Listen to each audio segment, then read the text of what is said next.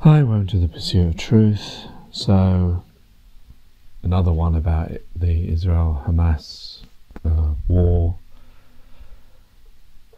This one is, the video is far worse than what you're going to hear. I guess I'll use the picture, or no, I've got two pictures I could use, because there's two children in this that were touched me when I saw it, and that's why I thought I need to make another one of these. But I don't know what the real purposes of these, but I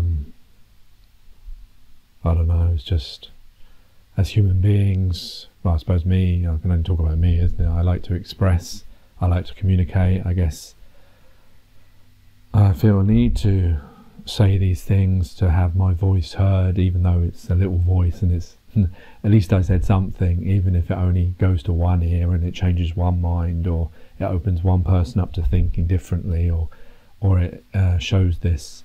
And I'm not going at this from any angle, any side, any bias.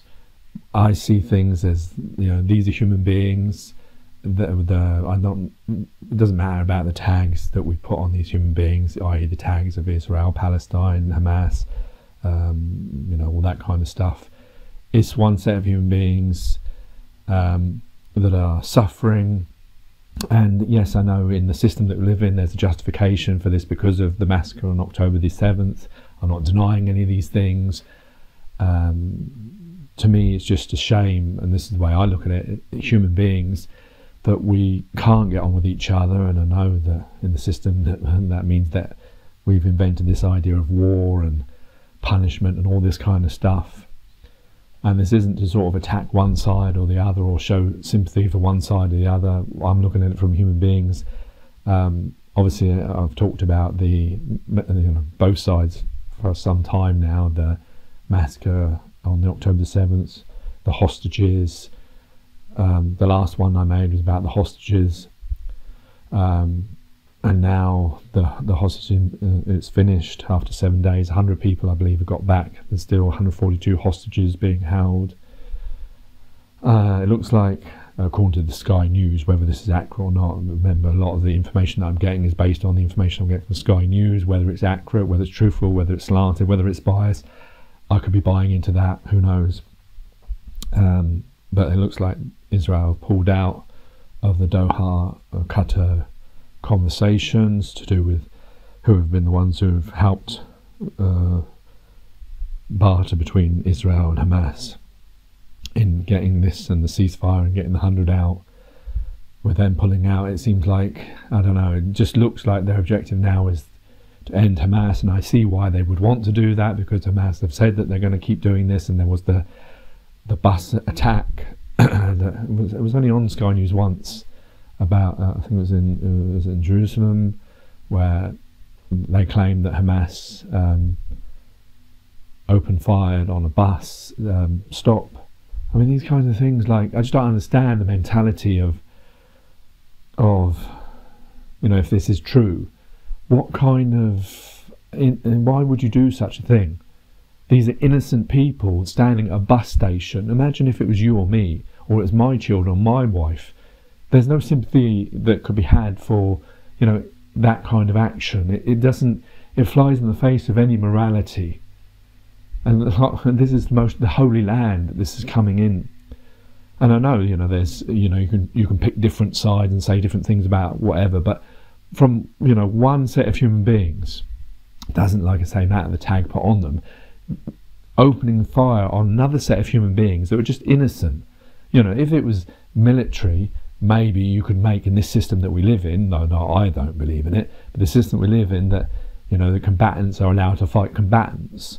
That's a normal trade-off in war. It's expected that soldiers will fight soldiers, or terrorists will fight soldiers, military targets or people, like the IRA did, but not innocent civilians. How do you it's just because you've bought into the system that we live within, that this set of human beings doesn't matter to you because it has this tag on it. But wait a minute, at the end of the day, these human beings are exactly the same as you or I, or our children, or our loved ones. and they have the same thing, because what are they at the end of the day? They're human beings. And that's why I think that, like I've talked in the Pursuit of Truth a lot about old ways, new ways, about the way we see things, the way we brought into these things that I talked about in that last podcast about the hostage of man, was it humanity? That end part about, that we've forgotten that we're all human beings, and we should be caring for each other, and we shouldn't be doing these things. But yeah, so the first bit is going to talk about the I think it's Israel pulling out of the talks, and then the others are this child whose his brother has been killed, and he's jumping up and down. I'm just imagining if it was my twins, one of them, and them having to see their other, their brother or sister lying under a white sheet with blood on it, knowing that that's it, it's all over, that one existence, that beautiful relationship that we share with each other as human beings is gone. And then there's another one at the end where the father is crying over a shrouded, blood-stained cloth of a young body. It just breaks your heart. I mean, I'm not, just illustrating this. These are the pictures that are being shown, obviously, and it's obviously going to be that one-sided way, because there isn't any deaths on the other side since the October the 7th. Well, there may be soldiers, obviously. Obviously, in the October the 7th, they didn't show us these kinds of pictures, which I think were important that they needed to show, so that people understood, because these, like I say, a picture tells 1,000 words. But but it doesn't really matter about any of that, because what I'm looking at is human beings. I'm not going on a side and saying this, that and the other. It's about human beings doing this to human beings, and that's why it's got to stop. And that's why we need to, our system and the way we've programmed ourselves to see each other is why this is going to keep happening for hundreds and thousands of years, unless we change our way of looking at each other, the true way of looking at each other, which I say in these Pursuits of Truth, that we're all human beings. And this idea of cutting bits of land and cutting us out and saying this one is this group, this has got this tag, you're this, you're that, buy into that, be patriotic or cultural about that, that's you, this is them, us and them, as Pink Floyd put it, that needs to stop. We need to see the truth. The truth is we're all human beings. Yes, we can have differences. Yes, we can have all these other things. But we need to understand that we're all human beings, and that we shouldn't have this need to look down or look up or look differently at any other human being, because they're exactly the same as us. And we are failing to do that since time immemorial. Certainly since recorded history we have. And we need to stop that, because what it's leading to is not a benefit to humanity, and is causing the suffering of humanity. Anyway, so let's play this now and then you can hear that. These developments in the hostage crisis between Israel and Hamas. The Israeli Prime Minister has said he has ordered his country's intelligence service, Mossad, to withdraw from hostage negotiations in Qatar. That is, the fighting intensifies, and Israel's military calls for people in southern parts of Gaza to evacuate right now. Let's turn to our military analyst, Sean Bell. We'll talk specifically about southern Gaza in a moment, but Mossad withdrawing from these negotiations in Qatar, is that a huge setback? It is quite significant, because the head of the US CIA and also the head of Mossad were both together out in Qatar doing these negotiations about the hostage release, however sensitive it is. Sorry about the pictures at the moment. But the Prime Minister Netanyahu has clearly ordered them not to stay any longer and therefore withdraw. Although he did say thank you to Qataris for actually all their help in supporting 84 hostages released so far, women and children, and 24 foreign nationals. Now, what's interesting, though, these negotiations were always going to be difficult, but to date, they've been the most successful way of getting hostages out, where the military engagement has not done. And Israel, though, has always had two priorities here, one of which is obviously to get the hostages released, but the second one has been to destroy Hamas. And the trouble is with the hostages one is every time you enter in negotiations around the hostages, then you have a truce. It stops Israel from focusing on the Hamas situation. And so what's clear from what's happening now is that despite the rhetoric, you can't really have two priorities. And the primary one for Israel appears now to be to destroy Hamas, and that's what they're going after. And the military action today, that escalation of military action, was a clear sign of their intent, and we don't expect to see any progress now with the hostage situation anytime soon. But there's a big rider here. There's no doubt that still behind the scenes there will still be efforts from the mediation in Qatar, Egypt and others to try to create an opportunity for those hostage discussions whenever that next opportunity arises. So what is Israel's strategy going forward?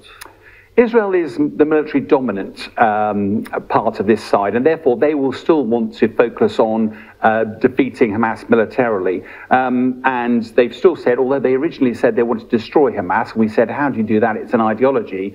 They've tempered the words a bit now. They've said they want to destroy Hamas's ability to wage conflict and also their ability to govern. So we can expect to see them focusing more on infrastructure, weapons storage, command and control, that sort of thing, rather than necessarily the fighters themselves. But of course, if you're going to do that, you've got to move the conflict south into the south part of Gaza. Massive increase in population density there, and even the IDF admit that will push up casualties, both for the IDF and for the civilians. And of course, the context here is the US have said, really, you've got to do more to minimize the impact on the civilian population. So the IDF have actually been issuing leaflets out, and here's an example of one today. And it's is that where to go then? Is that well, it's a grid system around the whole country. You can see some of the squares here. And actually, we used to use something similar in the military. If you wanted to have, you have friendly forces in a particular grid square, and you wanted to make sure that air power didn't hit that grid square, it was quite an effective way of. It seems to be the reverse here, that what they want to say is we want you to clear out of specific grid squares because that's where it's going to be the focus. And you can see here, all of this highlighted area down here is where the IDF are suggesting that the Palestinians move out of. And actually here, they're actually trying to get them to the Rafah crossing. There's a couple of challenges, though, with this, one of which is just off by your left-hand side there is a QR code. And the idea is that that's how you find out which grid squares are being active and when. And one of the challenges, of course, across in Gaza is that, first of all, the internet is often down. Secondly, the mobile phone network's not always working. And thirdly, there's a lack of power for people to charge their mobile phones.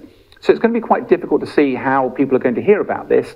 And the second issue is, what this is effectively doing is telling the residents where the IDF are going to attack next. Well, if you were Hamas, you would clearly get out of that area to stop yourself being targeted. So whilst in principle this seems like a good idea, in practice it's very difficult to see how it's actually going to work. So where is the IDF going to attack next? I think the focus now really on southern Gaza, isn't it? Almost certainly the main focus will be around Khan Yunis. Why that area? Because that's the sort of power base for Hamas. It's where Yahya Sinwar is based. He's the head of operations there. So this is going to be the main focus of activity. But as we've said, the difficulty is around how the casualties start to mount and international pressure. And I think one of the things that's interesting here is that already just today, Kamala Harris in the margins of the COP conference was talking about what's next. How are we going to rebuild Gaza after this?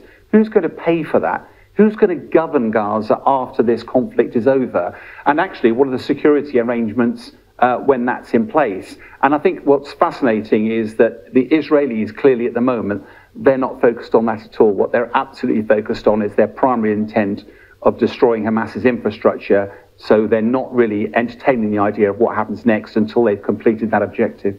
All right, Sean, thank you as ever for your analysis, and I'll see you again tomorrow. Thanks. All right, here's the next one. Rum. A year ago.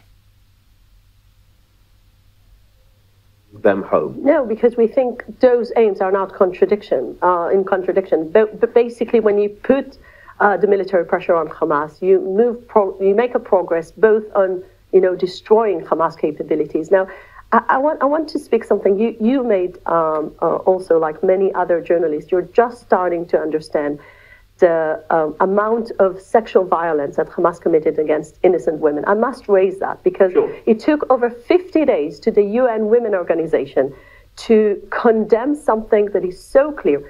We just saw in The Guardian today, in the Sunday Times, we saw clear testimonies on women that are being raped, and some of the testimonies are speaking of women being raped and then being murdered brutally.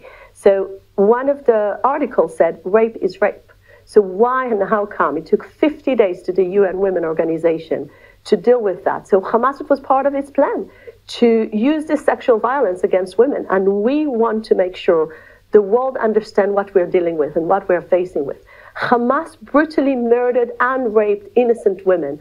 And this type of mentality to terrorize innocent people, to terrorize the entire Israel, this is something that was part of his psychological warfare.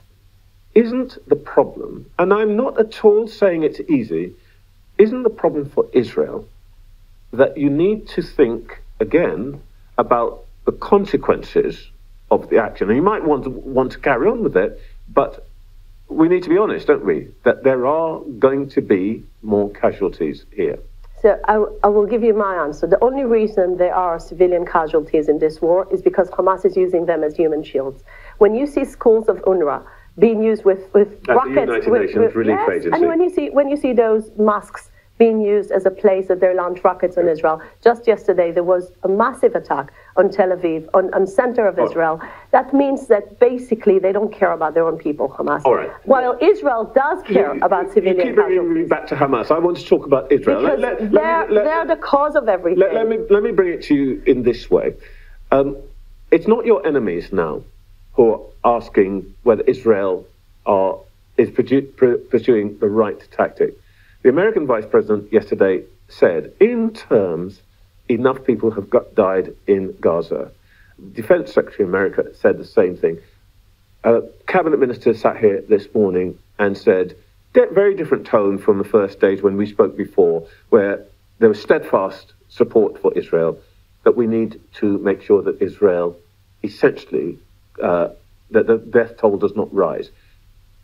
Aren't you risking international support for Israel and ending up isolating your own country by your actions? Absolutely not, because first of all, U.S. support is very strong, and we can see that we share the same aims. I mean, if the Americans would have said, wait a second, destroying Hamas is not the right thing to do, it's not what they're saying. They're saying, you need to destroy Hamas. The UK government is saying, not in this you need way, to perhaps. destroy Hamas.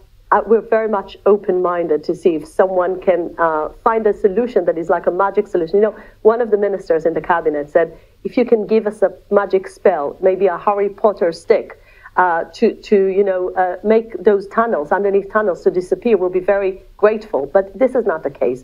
We know, we speak on reality on the ground. It took the Americans 9 months in Mosul to dismantle ISIS capabilities when there was no underground tunnel city. This is much more complicated than Mosul. This is why I need to make sure that everyone understands. In order to have a better future in the Middle East, in order to have peace in the future, we must make sure Hamas is destroyed. And this is where the Americans and UK government and other international leaders share our goals. So I really believe it will be for the better for both Israelis and Palestinians. Ambassador, unfortunately, I think we'll be talking about this for many moons to come. Thank you for taking your time Always this morning. happy to come here. Thank you. Thank you. That's Trevor Phillips. He spent the day this morning, doing a tour of the premise. Here's the next one. Did I not do the right place? Of course, as that snow continues to fall and as reports continue to come in of people trapped in their vehicles, clearly a worrying situation, but we will keep across it for you throughout the evening. Okay, let's turn our attention then to the Middle East. Israel intelligence has pulled its team of negotiators out of Qatar after talks to secure a new truce in the conflict reached an impasse. Well, earlier today, US Vice President Kamala Harris spoke about the war at the COP climate conference in Dubai, urging Israel to do more to protect Palestinian civilians and saying both sides deserve safety and security. Meanwhile, the French President Emmanuel Macron announced this afternoon he would travel to Doha to push for a new ceasefire. Fighting resumed yesterday morning with both sides blaming each other for the return to violence. Health officials in Gaza say almost 200 people have been killed since the ceasefire broke down. Here's our chief correspondent, Stuart Ramsey. There's a smoky haze that envelops southern Gaza now. The aerial bombardment of cities like Khan Yunis is relentless. When there is a break, they move. They're heading further south, a procession of people picking their way through what is now a battlefield from the north to the south of the Strip. Donkey-drawn carts navigate their way around rubble and battle-scarred roads. A steady stream of people moving once again. There is little sanctuary to be found here. Time and again, people ask how Israel's interactive map to find safety can actually work in this environment. Mohammed Reyes says he used the map, he moved, and then got bombed. Look at this leaflet. How can you bomb civilians in their homes? You're telling people that Wadi al-Saga is safe. How come you bomb there? At least warn people before you bomb us. They've bombed 3 or 4 houses. They've displaced people. Why? The airstrikes are often huge, destroying buildings, shaking whole neighborhoods. They're Israeli targets for sure. The problem is, it's where people live. Into the rubble they go, searching for the living and the dead. This is a constant, just like the airstrikes. A survivor, dazed and covered in dust, makes his way into one of the medical facilities still attempting to function properly. This man and little boy are treated for their wounds. They're amongst the luckiest of the injured. But those are faces of pure trauma and shock, and that doesn't just go away. The most serious are rushed through the crowds, bundled into cars. Hospitals can barely cope. The numbers of dead rises every day. The Hamas-controlled health ministry says 70% of fatalities are women and children. Whatever, doctors on the front line say it is a disaster. The pressure on the hospital with the number of patients and injuries has doubled. The situation is catastrophically bad. There are no beds for the patients. We have to treat the patients on the hospital floor as there are no beds to put them on. People are short of everything. Aid supplies initially stopped have entered Gaza, but it's a trickle, nowhere near enough. The ceasefire had helped. It's gone. The war has resumed, and so many hostages remain captive. At the permanent vigil for the hostages in Tel Aviv, pictures of those now confirmed dead still look down on people who have come to pay their respects. They're desperate for any good news here, but Israel has pulled its negotiating team from Qatar for now. Well, it's clear now that this whole thing broke down because Hamas couldn't or wouldn't provide the names of 10 women and or children who were alive. And so the war started again. Now the real or only hope for optimism now is that the chief negotiators in Qatar and Egypt can do as they say and get this whole process back on track. The IDF said that its operations continue in the north and are developing in the south. They've released these pictures of soldiers moving through the ruins. The campaign to oust Hamas goes on. Until we achieve victory, the war continues. The day before yesterday, I instructed the IDF, along with the war cabinet, to resume the war with increasing intensity. Over the past 24 hours, we have eliminated over 400 Hamas targets. Most people have come from the north and are having to move yet again. In reality, though, there's not much further south they can go. Stuart Ramsey, Sky News, Israel. Well, of course, the ongoing conflict. Let's see the next one. The Gaza Strip to be evacuated, but Palestinians say they're running out of places to go. Many of the territory's 2.3 million people are crammed in the south, where conditions are poor and where there is no civilian infrastructure to support those displaced. Well, Israel's military has urged civilians to move to Al-Mawasi, a long, narrow refugee settlement turned small town in southern Gaza. Stuart Ramsey has the latest from southern Israel, a warning that his report shows distressing images from the very beginning. The Israeli military's southern mission has barely started. but the air raids and artillery attacks are causing large numbers of casualties in Gaza. The injured keep coming from across this huge battlefield. The airstrikes may be targeted, but the shrapnel and the shards of glass and pieces of flying masonry are not. Every hospital and clinic is overwhelmed now. They're short of everything. All they can do is patch people up. The seriously injured often can't be saved in this environment. Covered in dust, Saeed Khalid Sheheta has just survived a strike on his street in Gaza City. His brother Mohammed did not. My dear brother, he says, I will not have another brother like you. You bury me with him.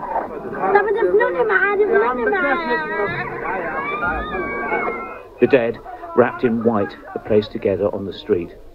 The living pray for them. There are many constants in Gaza now. Mourning is just one of them. Those who can are following Israeli orders to head further south. They're leaving by any means possible, but quite often on foot. The disabled in their wheelchairs, pushed by friends and family. Few believe anywhere is safe. But speaking to Sky News, the ambassador to the UK insisted that there is at least one safe area. Israel made sure there is a place for the people of Gaza to have their shelters. There is a place in Gaza called the Muasi.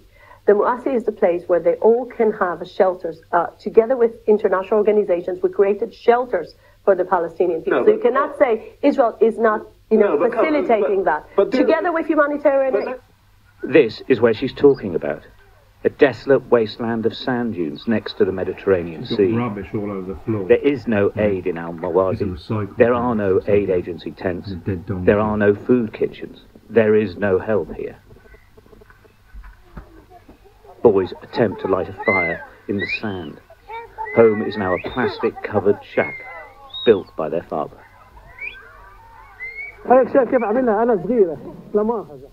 You see this small tent? You see how we made it? I did this to protect my children from the winter, and we haven't even entered the winter season yet. Imagine when we reach the middle of winter, what are we going to do? I want the whole world to hear what I'm saying. I want the whole world to feel our pain so they can press Israel to stop this war. There's not much traffic on the road to the deep south of Israel, right next to Gaza. Lorries full of shells make their way to artillery positions. They can be glimpsed through the trees, dug in, prepared to fire. They've been here and active for weeks. Well, that's southern Gaza just behind me. It's only a few hundred meters away. Now, this is being described by the Israeli Defense Forces as the safe area. People are told to come down here. We don't know how many are moving at this stage. Obviously, we're in Israel. It's difficult to say where anywhere is safe in Gaza. The Israeli operation continues day and night. Flares light the skies as this country looks to wipe out Hamas. There seems to be no prospect of this war ending anytime soon. Stuart Ramsey, Sky News, Southern Israel. And the conflict is...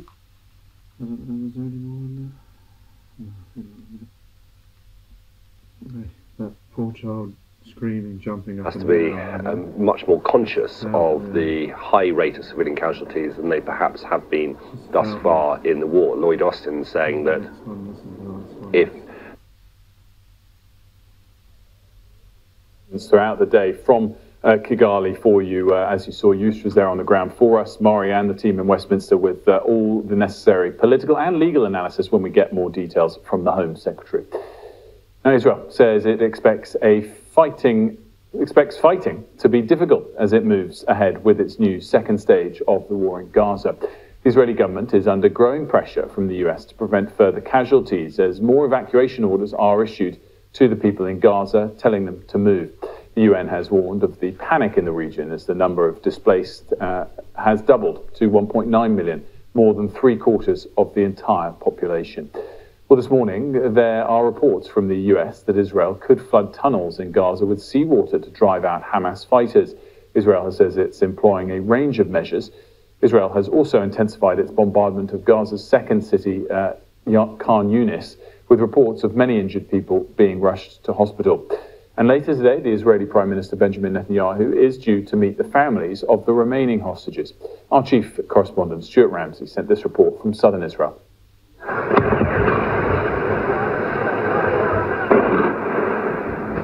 It doesn't matter where you are now in Gaza, the fighting is getting closer and closer. People are sheltering in this hospital courtyard in the north of Gaza. Outside, the battle rages. Smoke rising from an airstrike nearby. Further south, they're in tents again in the hospital complex. But in reality, it's not safe here either.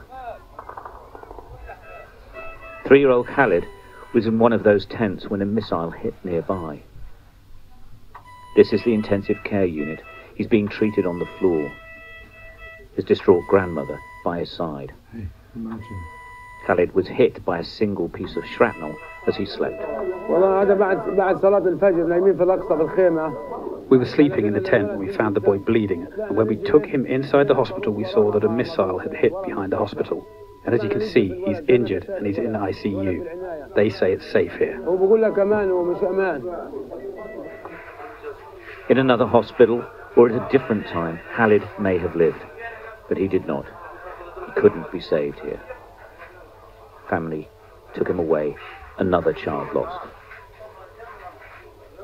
The Israeli Defense Forces have confirmed their operations in the north are nearing completion, and the focus now is on the south. Their latest pictures show soldiers taking positions deeper and deeper into Gaza. The instruction to the population is to move further south immediately. We are giving precise instructions to Gazan residents near Hamas centers of gravity, urging them to temporarily move away from the danger that Hamas puts them in. But it's not easy. This is the road south. A woman with children and local journalists are attacked. They run for safety. Bullets whistle by. Why they were targeted is unclear, but they were heading south. Israel's right to defend itself is undoubted, but it's the cost to human life that's the issue. And the numbers of civilian dead is equally, undoubtedly rising. Stuart Ramsey, Sky News, Southern Israel. Well, that was our Stuart Ramsey, but we're going to just pivot before we go live to Ali Bunkel to listen to Israeli military spokesperson Lieutenant Colonel Richard Hecht, who's giving a press conference as we speak. Timeline. So on October 24th, we killed the deputy commander of the Shati Battalion, Khalil Muhajiz. On November the 10th, the IDF troops secured one of their strongholds, the Badr stronghold, which was one of their main strongholds. I'll show it shortly on the map. On November 12th, after we secured that area, we secured an evacuation route for civilians. Sadly, Hamas fired at the civilians moving on that route, and we fired back. On November 14th, we obtained operational control of Shati, the whole region of Shati, after getting the help of our Air Force and the 215th Brigade. On December the 3rd, we killed the Shati Battalion commander, Haitham Hawajari, in a joint operation. Now, what it looked like, just in a sort of basic infographic on the map, we entered this, the 162 Division from the north and slowly and methodologically moved south with infantry and armour, which basically brought us to the Shifa hospital, which was inside the Shati battalion's region. This is the commander of the Shati battalion, and again, this gives you a taste again of what we're up against in these regions. This will also happen also in Sajaiya and Jabalia. It's happening now as we speak. Now I'm going to show you a video. I'll let the video talk for itself. If you can just move ahead a bit. We're talking about the outskirts of Al-Shati. And now again, this is just a first taste of what it looked like. We'll be doing in-depth lessons learned as the war moves ahead. But just to give you all a taste or what this thing is going to look like. This is a sort of zoom in into the outskirts of El Shati. We're going to hear the battalion commander shortly. Again, the landscape, the size, and the dimensions. We'll stop here. Here, move ahead a bit.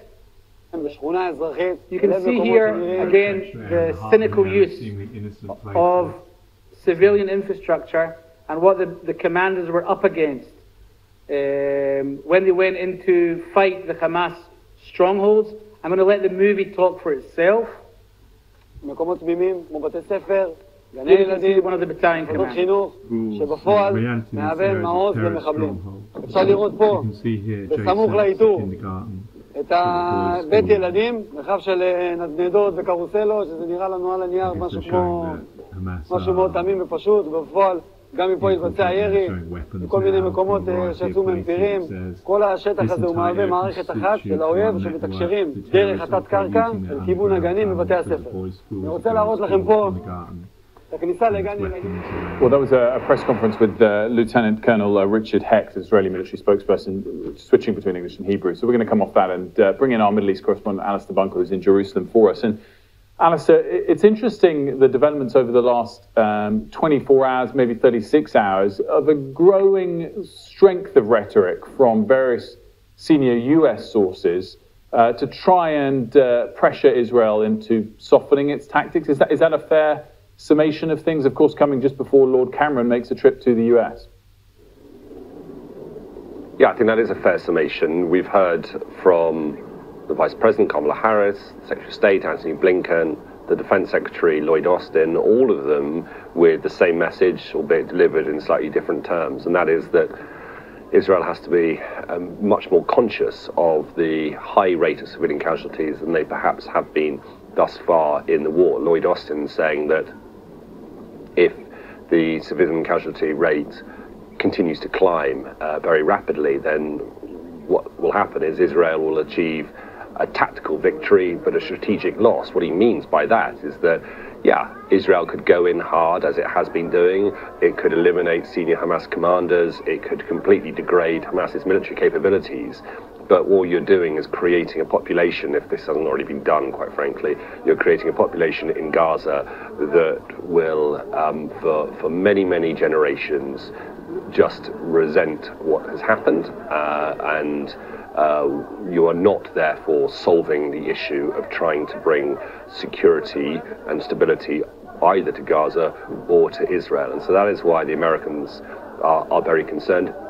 They stand by still Israel's right to defend itself, and they stand by Israel's objective of eliminating Hamas, but they are clearly extremely concerned about the high level of civilian casualties and the potential for many more civilian casualties as the fighting deepens into the south of Gaza. Ali Bunker, as always, thanks so much in Jerusalem for us. Now closer to home, Prince Harry's legal challenge against... There you go. So there you heard... it's just... I mean, like I say, take away the tags, you know, because when you have these tags, then certain people, you know, obviously, you know, Muslims will, I suppose, go on the Gazan side, Israelis, Americans, Europeans, Westerners will go on the side of Israel, maybe some on the Palestinian side as well. I doubt little would be on Hamas's side, but I guess there might be some people that would be, because they feel that they're the only ones fighting for the Gazans, even though they've inflicted this terrible war on them by their actions on October the 7th. But you see, the problem is when you start doing all that, it becomes very messy and very complicated. But if you just take away all these tags, and this is the truth, because if an alien saw all this, or God saw all this, he wouldn't be seeing all these man-made constructs we've given ourselves. You know, like we give ourselves our names, we give ourselves the place, you know, everything that we've seen around us, that we found here freely, we've given it all names so that we can communicate to each other and box ourselves in. And then we have different ways of seeing each other based on those boxes that we're within. Boxes within, that could be the title of this one. but we're actually all the same. We're all human beings. We're just wearing different clothes and different sets of ideologies and stuff like that, and that's what makes us, fight each other over, well, our own existence, basically, isn't it? Because the land is all of ours, or none of ours, depending which you see. This idea of possessing it is, that's part of the problem, isn't it? We wouldn't have all this if we followed my idea of we're all human beings, it's all of ours or none of ours, and these are intrinsic truths. These are undeniably true, because thousands of years ago this is how it was. No one decided this was mine and I'm going to put a flag in it and you can't come to it. And maybe people of the thousands of years ago used to fight each other. Maybe it's within us always, because we're part of the animal kingdom. I don't know, but I don't believe that, because when babies are born, depending on what time and where they're born, they pick up those things, and they're different. Like if you could time travel through, you'd find different babies picking up different things and growing as different adults. And that's proven by if you look at things like how we've changed even in the last 100 years with how we see different things, like a child born now will be a lot more intuitive to mental health, to well-being, open to trans things, or sexual orientation, or race and all that kind of stuff, where someone born maybe 100 years ago would be completely different and have different sets of views on those things. These are things in flux. These are things that change and ebb and flow like the waves of the ocean. They are learned, so they're not fixed. They're not part of humanity. They're just part of the time. But what is true is human babies are born fresh, free of all this stuff. They don't have malice. They don't have hate for their fellow babies. They don't have all these, you're this, you're that, this is mine. They want to share everything. A child will often ask you as an adult, why do we do these things? Why can't we just print money so everyone can have all the things that they need? Children do not restrict, because it's us that tells them to restrict that. It's us that tells them, no, this is the way it is. This is fundamentally true. I'm not making this up, is it? This is fundamentally true. We teach our babies, all of us, the 7 billion, 8 billion people on this planet, this place we found ourselves upon, have taught our children and schools and media and films and all the other things that influences all of us in history, has taught them to be the way they are. So we are responsible for this, all of us. But why would we want to be responsible for teaching our children to be narrow-minded, to see ourselves in this little box that we created for ourselves, whereas truthfully, like I say, we're all human beings. We should be sharing this place that we found ourselves with all of this stuff free, all of it free. It was only us that put price tags and possessed it and cut it up and done all those things. Not us thousands of years ago, and we're still following that. Anyway, so that's what I just wanted to show. This is not about Israel. This is not about Palestine or Hamas or America or Britain. These things, like war is war. These images we're seeing, it's not just you say, oh wow, look how bad Israel. No, it's nothing to do with that. It's war. This thing happened in Iraq. It happened in Afghanistan. There was illegal wars. It happened in the Second World War, the First World War, the Boer War. All the wars around the world, tribal wars, any war you can think of. This happened. Suffering happened. Innocent people getting killed. Even the idea of like soldiers fighting soldiers. These are people who have been taught that this is what you have to do. You have to fight your fellow human being for over a bit of land or an idea, because this person has told you that this is right, and you believe in that. You believe in the box you're in. That's what it's all about. All of this. So it's not just about this war. It's about war. We've, like I said in the Hostage of Humanity, or was it Mankind speech, at the end of the last Pursuit of Truth, is that we have got this idea that war is okay, it's justifiable, that there is a reason why we can kill each other, and we all believe in that, and we all will, you know, if someone says this is a war, it's a just war, this is why, you know, this person did this and then now we have to do that, everyone will agree. People will sign up, people will fake their ages to go and fight in wars. Some will injure themselves not to fight in wars, but most of them will want to fight in war and think, yes, I'm brave, I'm doing my patriotic duty, I'm a hero. But what we're actually doing is we've justified killing of human beings. There is no justification for that. In the system that we have, yes, but I don't believe in humanity should be killing each other.